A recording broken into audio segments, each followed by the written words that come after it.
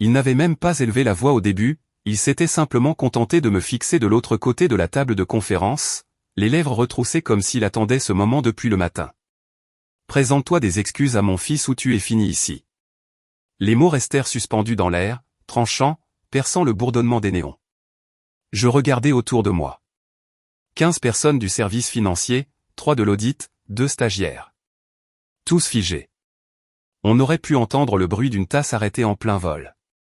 Son fils, Nathan, assis à sa droite, tout juste sorti de l'université, cheveux parfaits, confiance insolente de celui à qui l'on n'a jamais dit non, esquissa un sourire, tapotant son stylo sur le rapport que j'avais passé 2 semaines à corriger à cause de ses erreurs.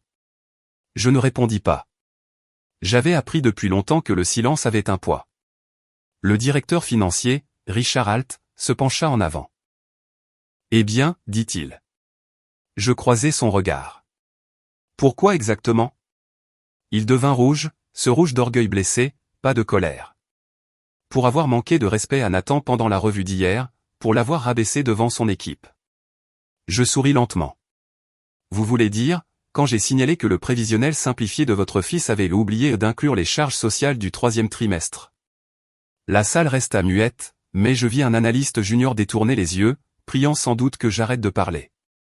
Richard frappa la table. « Tu te crois intouchable parce que tu es là depuis 12 ans.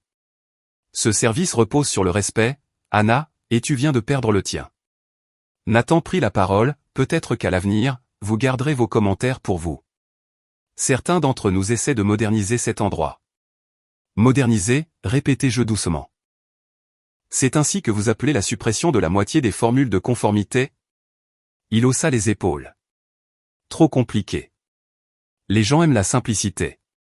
Les gens aiment les mensonges, pensai-je. Mais je ne dis rien. Richard retrouva un calme de façade. Tu as jusqu'à 17h pour t'excuser, sinon tu vides ton bureau. Et ce fut tout. Le verdict public, prononcé devant tout le service. Pas d'avertissement, pas d'explication, juste un ordre, plie-toi au népotisme ou pars. Je rassemblai mes notes, hochai la tête et dis simplement, compris. Il prit cela pour une reddition. Ils font toujours cette erreur. Cette nuit-là, je ne dormis pas. Je ne pleurai pas non plus. Je relus mon contrat de travail, ligne par ligne, comme une berceuse. 12 ans de loyauté condensés en 22 pages de clauses et de petits caractères. Et là, page 19, paragraphe D, en cas de rupture du contrat sans motif valable, l'employé conserve l'intégralité des droits sur les logiciels de conformité et cadres internes développés indépendamment. J'eus presque envie de rire. Il ne l'avait jamais remarqué. Quand j'avais été embauché, j'étais sous contrat externe pour stabiliser l'automatisation des audits internes. Lorsqu'ils m'avaient embauché à plein temps, ils avaient réutilisé le même modèle de contrat sans supprimer cette clause. 12 ans plus tard, elle était toujours là. Au matin, ma décision était prise. Le bureau bourdonnait de chuchotements de pitié quand j'entrais. Les gens levaient les yeux puis les détournaient aussitôt. Nathan était déjà dans la salle de pause, se vantant d'avoir remis à sa place la dinosaure de la conformité.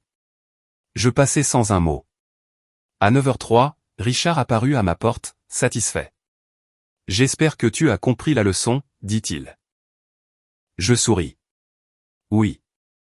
Je lui tendis ma lettre de démission. Pliée nette. Il la parcourut à peine avant de ricaner. Bien. Peut-être que la prochaine fois tu réfléchiras avant d'humilier mon fils. Il allait sortir quand une voix retentit dans le couloir. Monsieur, vous avez fait quoi? C'était Marianne, la conseillère juridique, accourant, dossier à la main. Dites-moi que vous n'avez pas accepté la démission d'Anna. Richard cligna des yeux. Elle a démissionné, où est le problème? Les yeux de Marianne s'écarquillèrent. Mon Dieu. Vous venez d'annuler nos droits sur les logiciels propriétaires. Tous nos outils d'audit automatisés, ces cadres ils lui appartiennent désormais. Le silence retomba, lourd. Richard blêmit. C'est absurde, tout ce qu'elle a développé appartient à l'entreprise. Je levai un sourcil. Pas selon la section 12D. Il se figea. Marianne pointa le passage surligné, elle a raison, la clause est toujours active. Vous n'avez jamais modifié son contrat. Elle détient l'architecture de conformité. Richard pâlit. Tu bluffes. Je m'adossai. Alors, supprimez-la. Voyons combien de temps le système tiendra. Il ne répondit pas. Il savait. Parce que la vérité, c'est que la vengeance ne se crie pas toujours. Parfois, elle commence par un sourire calme, une clause oubliée et un silence qui fait peur. Tandis que Marianne parlait encore, je pris une gorgée de café, le même mauvais café de la salle de pause que j'avais bu pendant les licenciements, les fusions, les coupes budgétaires. Le goût n'avait pas changé depuis 12 ans, mais tout le reste, oui. Ce matin-là, je quittais le bâtiment sans un mot, sans larmes, sans discours. Juste le calme et un système prêt à leur rappeler qui en avait bâti les fondations. Ils pensaient que je partais. Je ne faisais que commencer. Pour la première fois depuis des mois, je ne me sentais pas petite. Je me sentais calme. Quand on pense à la vengeance, on imagine le chaos, les procès, les cris, le verre brisé. La mienne était plus silencieuse. Elle vivait dans les petites lignes que personne ne lisait, dans le code que l'on qualifiait de relique. Vers 8 heures, mon téléphone a vibré. Un message de Léa, une de mes anciennes stagiaires. Le conseil d'administration a convoqué une session d'urgence. Nathan n'arrive pas à récupérer les rapports d'audit. Richard perd le contrôle. Les gens sont terrifiés. J'ai répondu d'un seul mot, prévisible. Au matin, tout avait empiré. La présentation trimestrielle aux investisseurs devait avoir lieu dans 3 heures. Les données financières, chaque chiffre lié au risque et à la conformité, étaient bloqués. Je n'avais pas besoin d'être sur place pour imaginer la panique. Les mêmes stagiaires qui servaient autrefois le café répondaient maintenant aux appels d'exécutifs incapables d'ouvrir leurs fichiers. À 9h07, Marianne a rappelé. Anna, s'il te plaît. Le directeur financier. Il ne va pas bien. Le conseil veut résoudre ça. Il demande ce qu'il faudrait pour rétablir la licence. Ce qu'il faudrait, ai-je répété lentement, c'est des excuses. Tu veux que Richard s'excuse. Je veux de la responsabilité, ai-je dit. Et la réintégration de mes droits de consultante sous Raven Analytics LLC. C'est la société d'origine avant mon internalisation. Sinon, Sentinelle reste en veille. Elle n'a pas discuté. J'ai entendu des frappes de clavier. Je leur transmets. 1 heure plus tard, les réseaux sociaux murmuraient, la présentation avait été reportée pour problème technique. L'action a chuté de 4% avant midi, et à 14h16, mon téléphone a de nouveau sonné. Numéro privé. Anna. La voix de Richard était brisée. Parlons-en. Bien sûr, ai-je dit. Souviens-toi simplement, c'est toi qui voulais une leçon publique. Il a mis du temps à répondre. J'ai presque entendu sa fierté se dissoudre dans le silence. Enfin, il a parlé plus bas, on va arranger ça. Dis-moi ce que tu veux. J'ai souri. Bien. Parce qu'il ne s'agit pas de détruire ton entreprise, mais de lui rappeler qui a bâti les murs qui la soutiennent. Et pour la première fois depuis qu'il m'avait humilié, il a dit les mots que je n'aurais jamais cru entendre, je suis désolé. Mais je n'en avais pas fini. Parce qu'une excuse sans changement, ce n'est que du bruit. Et j'en avais trop entendu de la part d'hommes comme lui. L'excuse officielle est arrivée un mercredi matin, 30 heures après l'effondrement de la réunion d'investisseurs. Richard m'a appelé depuis son bureau, la voix plus stable. Anna, nous avons revu ton contrat. Le service juridique a confirmé la clause. J'ai peut-être parlé trop vite. Peut-être? Ai-je répété? Il a soupiré. Je suis désolé. D'accord? Réparons ça. Voilà. L'excuse. Non parce qu'il le pensait, mais parce qu'il n'avait pas le choix. Je ne suis pas contre le fait d'arranger les choses, ai-je répondu. Mais je ne rendrai pas Sentinelle gratuitement. C'est mon travail. Il a expiré sèchement. Que veux-tu? De la reconnaissance, mes droits de consultante, et un package de départ rétroactif à ma démission. Silence. Tu nous prends en otage, Anna. J'ai presque ri. Non, Richard. Je te tiens responsable. Le lendemain, Marianne m'a contacté pour une réunion formelle. Officieusement, a-t-elle dit, le conseil est furieux. Ils veulent régler ça discrètement avant que les investisseurs ne s'en mêlent. Tu as toujours la seule clé de licence. Nous avons convenu d'un lieu neutre, un café entre le centre-ville et la zone industrielle où se dressaient leurs tours de verre et d'égo. Marianne m'y attendait déjà, ordinateur ouvert, papiers éparpillés. Elle paraissait épuisée. Je ne suis pas là pour me battre, a-t-elle commencé. Mais tu dois comprendre les conséquences. J'ai simplement suivi la procédure, ai-je dit calmement. La licence m'est revenue à cause de Richard. Ce n'est pas par rancune, c'est contractuel. Elle s'est massé le front. Le conseil ne le verra pas comme ça. Le conseil sait lire, ai-je répondu. La clause 12D existe depuis le début.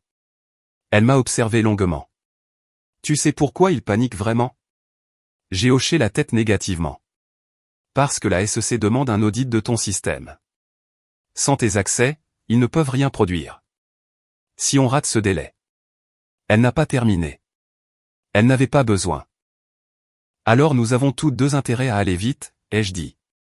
Elle a hoché la tête. Voici la proposition, tu seras réembauché comme consultante sous Raven Analytics LLC, statut indépendant, contrôle total de ton cadre, salaire triplé, avantages rétroactifs. En échange, tu rétablis l'accès et assures la continuité opérationnelle. J'ai lu lentement. Trop généreux presque. Où est le piège? Aucun, juste une clause de confidentialité. Ils ne veulent pas que ça s'ébruite. J'ai refermé l'ordinateur. Qu'ils la suppriment. Je ne suis plus intéressé par le silence. Ce soir-là, d'anciens collègues m'ont écrit. La rumeur circulait, j'avais négocié mon retour, le directeur financier avait cédé. Je n'ai répondu à personne. J'ai simplement regardé la fenêtre de code endormie sur mon écran. L'interface de Sentinel pulsait faiblement, comme un cœur en veille. J'avais bâti ce système ligne après ligne, dans des chambres d'hôtel, à travers les fusions et rebrandings. Ce n'était pas que des données, c'était ma mémoire. Et maintenant, il la voulait. Feignant de croire à la collaboration, j'ai rouvert le contrat et ajouté une dernière clause, Raven Analytics conserve les droits complets sur toute mise à jour, tout cadre dérivé et toute intégration adaptative postérieure à la réintégration. Toute violation entraînera la résiliation immédiate de la licence sans préavis. Il voulait mon système? Très bien. Mais il n'effacerait plus jamais mon nom. Le lendemain, Marianne a rappelé. Tout est signé. Le virement est fait. Tu recevras les demandes d'accès sous peu. Je l'ai remerciée. Elle a ajouté, plus bas, Richard est furieux. Il se sent humilié. Il devrait, ai-je dit. Il a oublié qui a bâti les murs où il se tient. Quand je me suis reconnecté à Sentinel, j'ai eu l'impression d'ouvrir un coffre scellé depuis des années. Tout était intact. J'aurais pu tout réactiver immédiatement, mais j'ai préféré le faire lentement, serveur par serveur, pour qu'il mesure le prix du respect. À 11h04, un message Slack, et Yana. On retravaille ensemble, hein? Pas de rancune? J'ai fixé l'écran avant de répondre, les rancunes s'effacent. Les conséquences, non. Il n'a pas répondu. Le soir, Marianne a rappelé une dernière fois, le conseil a signé l'accord final. Félicitations. Mais je ne me sentais pas victorieuse, juste en paix. Parce que parfois, la justice n'est pas vengeance ni argent, c'est l'équilibre. C'est faire comprendre à ceux qui t'ont cru jetable que la compétence a une colonne vertébrale.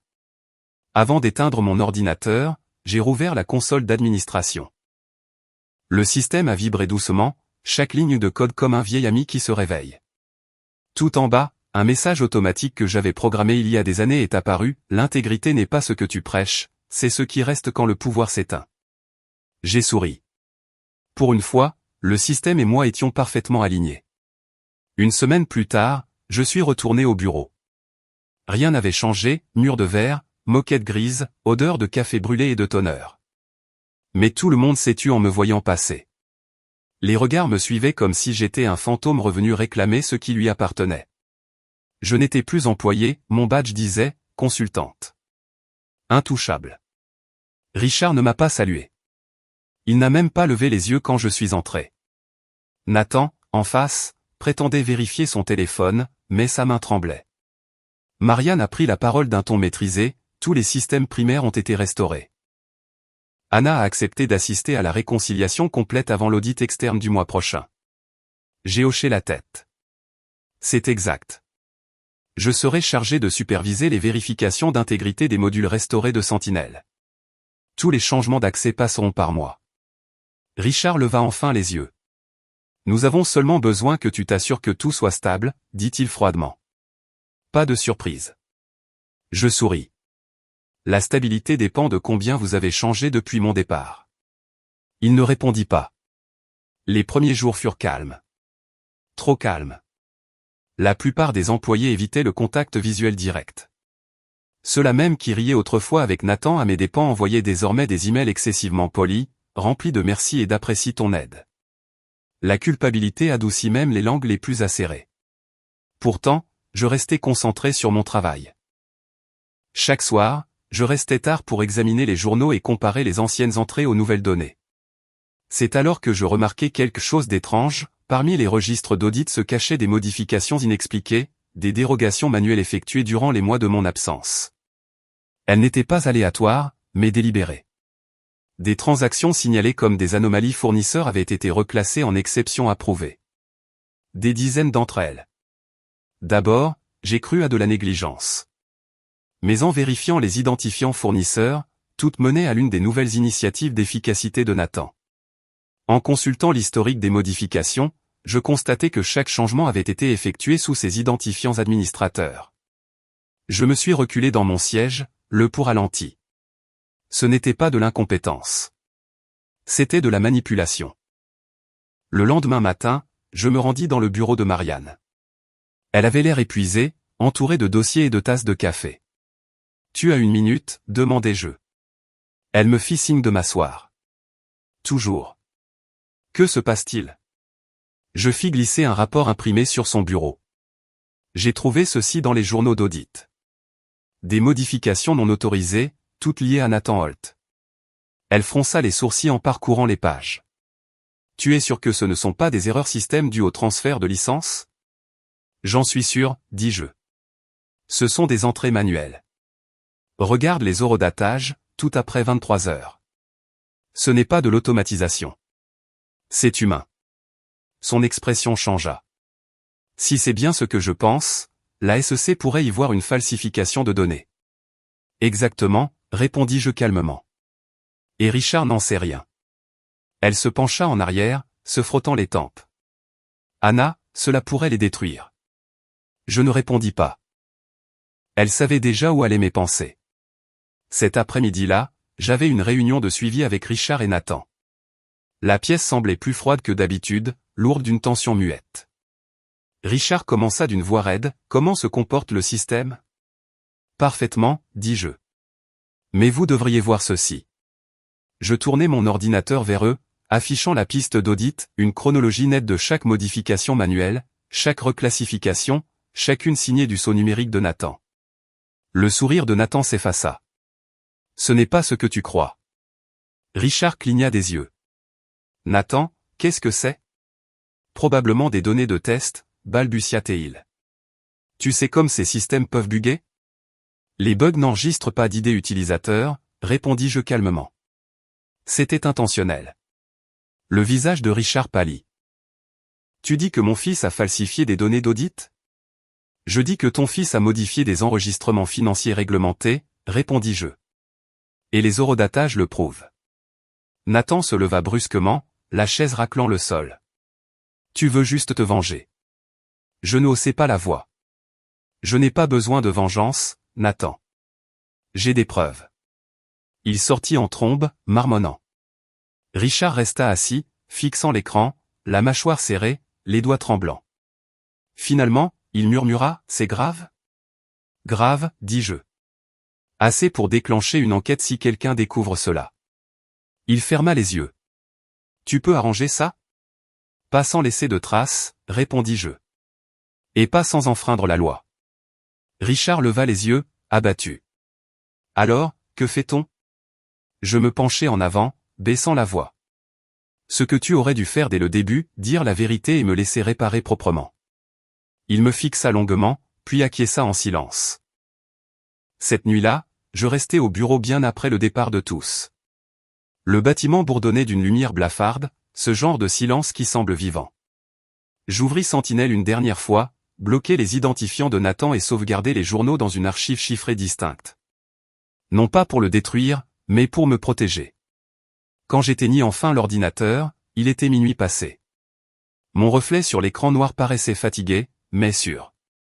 Je n'étais plus la femme qu'on avait forcée à s'excuser. J'étais celle sur qui il comptait pour les sauver. Et c'était peut-être là la plus douce des vengeances, voir ceux qui t'avaient méprisé comprendre que la base qu'ils avaient tenté de t'enterrer sous eux était celle qui les empêchait désormais de s'effondrer. Le lundi matin, les rumeurs s'étaient répandues au-delà du bureau, irrégularité de données, modifications nocturnes, problèmes fournisseurs. Personne ne prononçait le nom de Nathan, mais tout le monde savait. Les potins d'entreprise circulent plus vite que le Wi-Fi. À mon arrivée, la réceptionniste me lança un sourire nerveux. « Bonjour, mademoiselle Keller.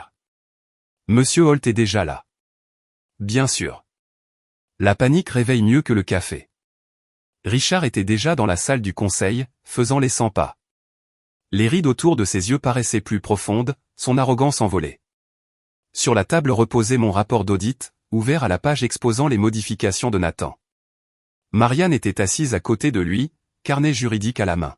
« Anna », commença Richard d'une voix rauque. « Ferme la porte, s'il te plaît. » Je le fis. Il s'effondra sur sa chaise, soupirant. Le conseil est au courant. Quelqu'un a fait fuiter le résumé d'audit. Fuiter ? Demandai-je doucement. D'où ? Il secoua la tête. Peu importe. Ce qui compte, c'est les dégâts. La SEC veut des éclaircissements. Je les vois demain. Marianne leva les yeux. Il ne menace pas encore de sanctions, mais il surveille de près. S'ils trouvent une intention, ils le feront, l'interrompis-je calmement. Les journaux ne mentent pas. Richard se frotta le visage de ses deux mains. Nathan jure que c'était une erreur.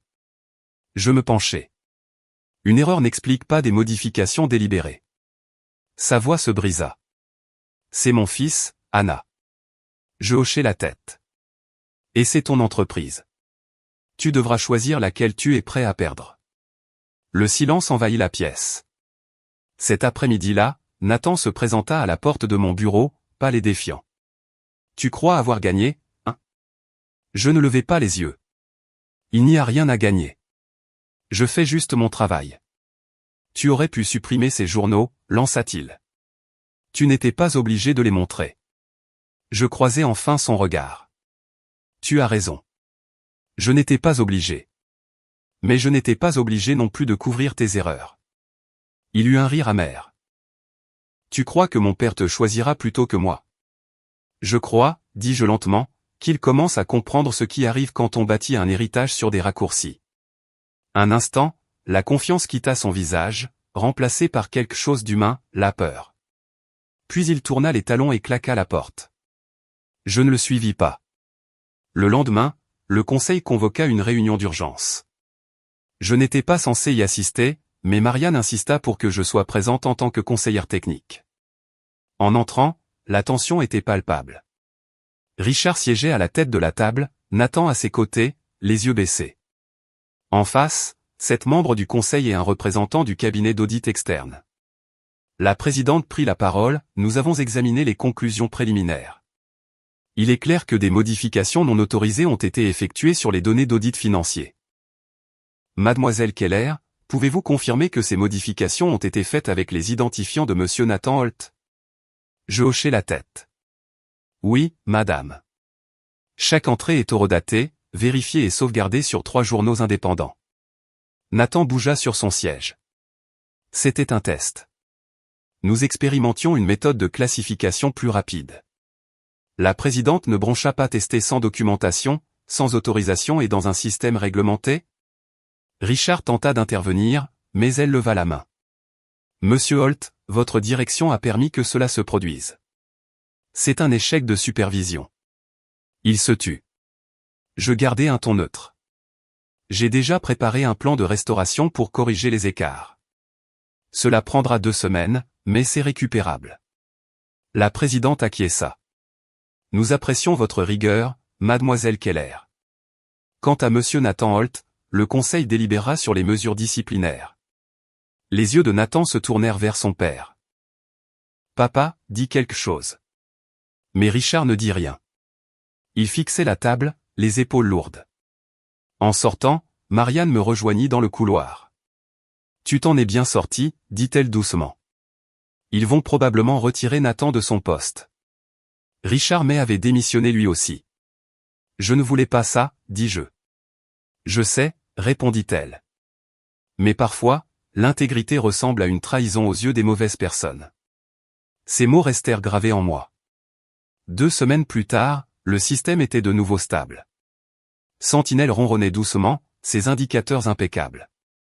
J'avais terminé la restauration avant la date prévue, remis le rapport et finalisé mon paiement de consultante. Le dernier jour, Richard vint me voir.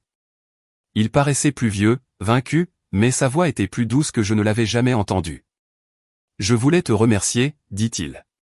Tu as sauvé cette entreprise, malgré ce que j'ai fait. Je ne l'ai pas sauvée, répondis-je. J'ai seulement empêché qu'elle s'effondre sous ses propres mensonges. Il hocha lentement la tête. Nathan a démissionné.